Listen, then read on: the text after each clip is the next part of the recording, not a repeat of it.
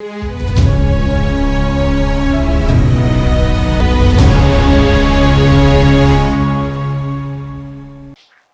दोस्तों, राजनीति की बातें किताबों की कहानी में आपका स्वागत है। मैं हूं आपका दोस्त धर्मेंद्र कंवारी। दोस्तों, राजनीति में कोई किसी का सगा नहीं होता है। यहां पर गुरु कब गुड़ बन जाते हैं और चेले कब चीनी, इसका किसी को कुछ नहीं पता होता। उंगली पकड़ाकर जो राजनीति में लाते हैं या जिनकी उंगली पकड़कर कोई राजनीति में आता है, कई बार उनको ही उंगली झड़कनी पड़ती है या कई बार उंगली पकड़ने वाला पोंछा पकड़कर पटकनी भी दे देता है। यही है राजनीति दोस्तों, और यही राजनीति का सार है। आज का जो वीडियो हमारा है, इसमें एक रोचक प्रसंग का जिक्र करेंगे और जो हरियाणा में संभव हो सकता है, ये एक ऐसा प्रसंग है। पिछले वीडियो में हमने जाना था कि रामजस कॉलेज में पढ़ते हुए प्रोफेसर शेर सिंह की मुलाकात पंडित श्री राम शर्मा से होती है।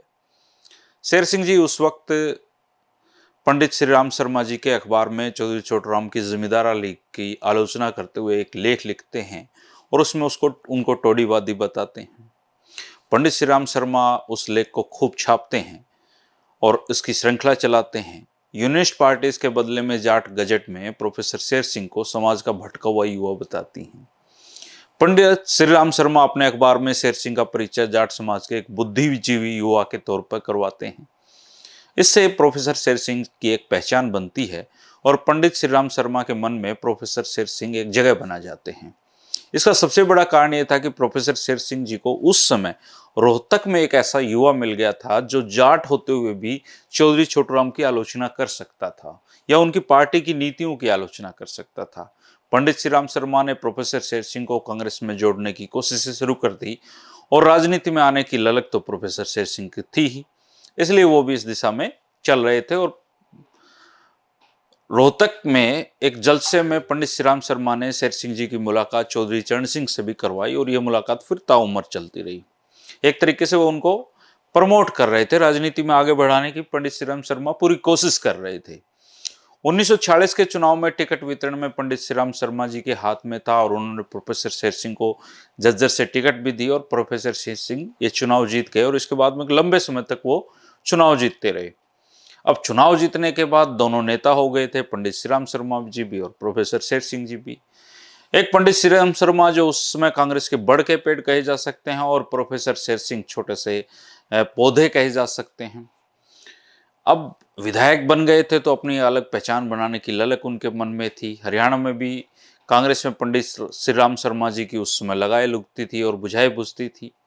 पंडित जी थोड़े से गर्म मिजाज के थे, बहुत सारे नेताओं को वो हड़का देते थे और उस समय उनका प्रभाव कितना था इसका अंदाजा आप इस बात से लगा सकते हैं कि प्रताप नाम का एक लोकप्रिय अखबार तब था, उसमें एक लेख तब छपा था जो पंडित श्री राम शर्मा के ऊपर था। इसमें उन सबको झिड़कने और उन सब पर रोप डालने की उनकी आदत पर तंज कसा गया था और तब के मंत्री चौधरी लहरी सिंह को पंडित श्री राम शर्मा की सारी बातें मानने के कारण नाबालिग वजीर भी अखबार में लिखा गया था।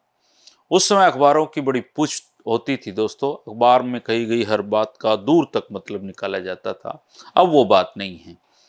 प्रोफेसर साहब पहली बार एमएलए बने थे, पंडित श्री राम शर्मा उनको दूसरे कांग्रेस विधायकों की तरह अपनी मुट्ठी में रखना चाहते थे। उधर प्रोफेसर शेर सिंह पढ़े लिखे थे, वो भी रामजस कॉलेज के, उन्होंने लोगों के काम सीधे जिलाधीश से मिलकर करवाने शुरू कर दिए थे जो तब अंग्रेज होते थे और लोग उनकी बड़ाई करने लगे थे। अब पंडित श्री राम शर्मा को ये बात अच्छी नहीं लगी, उन्होंने प्रोफेसर शेर सिंह को अपने पास आने का बुलावा भेजा और साथ में चौधरी बदलू राम जो एमएलए बन गए थे उनको भी बुला लिया। उन्होंने दोनों को ही कहा कि आप दोनों मेरी अनुमति के बिना जिलाधीश यानी डीसी से मिलते हो, ये अच्छी बात नहीं है। अगर तुम्हें उनसे मिलना हो तो पहले मुझसे पूछा करो, अगर मैं अनुमति दूं तो ही मिलने जाया करो।